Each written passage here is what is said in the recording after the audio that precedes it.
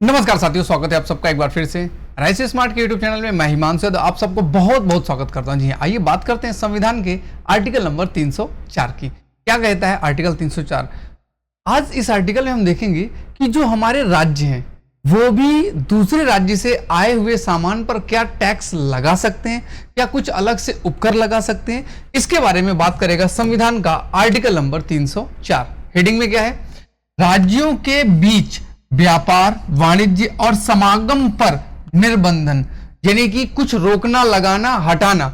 अनुच्छेद 301, अनुच्छेद 303 में किसी बात के होते हुए, यानी कि टैक्स नहीं लगाया जाएगा, वो बात को ध्यान में रखते हुए भी किसी राज्य का विधानमंडल नियम बनाकर कुछ कर सकता है। राज्य का विधानमंडल 301 में, 303 में जो बातें हैं उनको छोड़ो, उनके अलावा भी राज्य का विधानमंडल नियम के द्वारा कुछ कर सकेगा। क्या कर सकेगा? क्या कर सकेगा? तो कहा गया राज्य किसी अन्य राज्य से, संघ या राज्य क्षेत्र से, यूनियन टेरिटरी से या राज्य से आयात किए गए कोई सामान मंगाया, माल पर कोई ऐसा कर अधिरोपित कर सकेगा, कोई टैक्स लगा सके जो उस राज्य में विनिर्मित या उत्पादित वैसे ही माल पर लगाया जाता है या लगता है। अगर कोई जरूरत है और उनके माल पर कहीं कोई दूसरे लोग लगा रहे हैं तो ये भी उस पर लगा सकते हैं।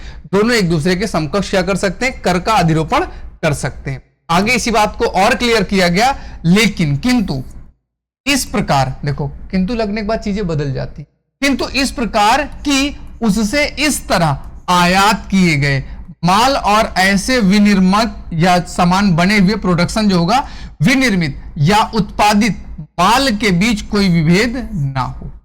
भेदभाव पूर्वक नहीं कि किसी राज्य के सामान पर ज्यादा लगा दिया और किसी राज्य के सामान पर कम लगा दिया।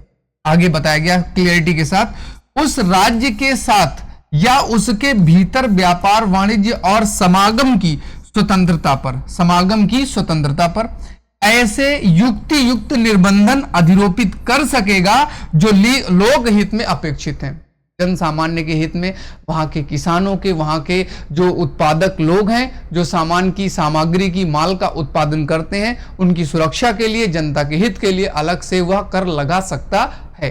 जनता के हित की बात हो, किसानों के हित की बात हो, परंतु खंडखा यानी कि ये वाली बात के प्रयोजन के लिए कोई विधेयक मंजूरी के बिना किसी राज्य के विधानमंडल में स्थापित या प्रस्तावित नहीं किया। पहले क्या करना पड़ेगा? मंजूरी लेनी पड़ेगी, यानी कि विधानसभा, विधान परिषद और राज्यपाल मिलकर कानून बना लें, इसके बाद ही ऐसा लागू किया जाएगा। इतनी सी बात थी, यानी कि राज्य सरकारें भी किसी सामान पर कर लगा सकती हैं। बस मोटा मोटा इतनी बात है। मिलते हैं कल संविधान के आर्टिकल नंबर 305 के साथ। तब तक के लिए मुझे दीजिएगा इजाजत। जय हिंद, जय भारत।